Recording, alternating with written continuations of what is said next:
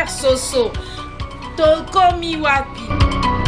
Est-ce que moi si na économie na ye akoki pe kopesa mobali mbongo po aya kodoter? Alors monsieur Papi pour être en mesure de faire quel travail dans la vie? Voilà les raisons. Parce que la plupart des gens, ils parlent, mais ils ne savent pas quelles sont les véritables raisons. Voilà tout pour les sommaires. Mesdames, messieurs, bienvenue à cette revue de presse. Nakanisi oyebi que tout ce toyebi pour la messe action de grâce. Démocratie pour la bandaki. Depuis kala biso tokotaki conférence nationale et mo ya lelo bato bazo kufaka. Ya suka yango tokotaki vivre le 19 décembre. Bato bakanisaki que makambo eleki te mais il y a eu plus de 40 mois.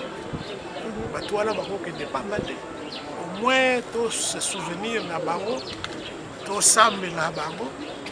Bazala na mitu na biso lukula bato basali mosala oyebi avion oyo elekaka bamindele boni bakufi avant oya kosepela na yango oyo bakufi na démocratie bango mpe basali mosala ya ndenge wana totuta Congo ekobonga lere wana bato bakosepela bana oyeba liso te ke bato bakufilaki yango wana biso tosangani lelo omoni na cadre ya rassemblement poto sambela pona milimo na bango sikoyo tokosala nini na place wana na nzambe oyo ya nzambe na César oyo ya César tokanisi ke tanto toyaka awa tokendeke mpe na justice civile mpona kolobela bango lokola justice eza nano indépendante omoni makambo ezokende kaka gauche ata yo olingi oloba kombo na ngai bakopekisa yo koloba nano te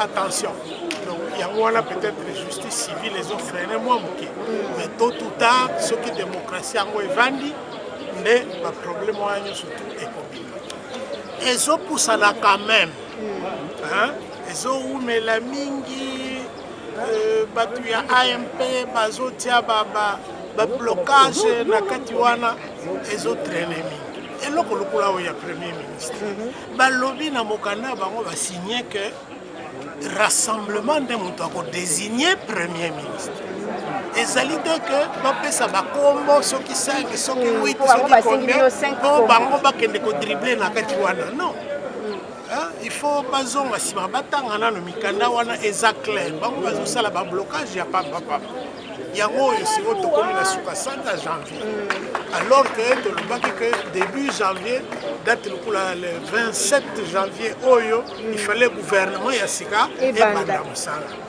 Madame au prof, merci, mais gouvernement gigantesque, 53 ministères, bon budget ezali. Biso na dynamique na rassemblement tolobaki 45.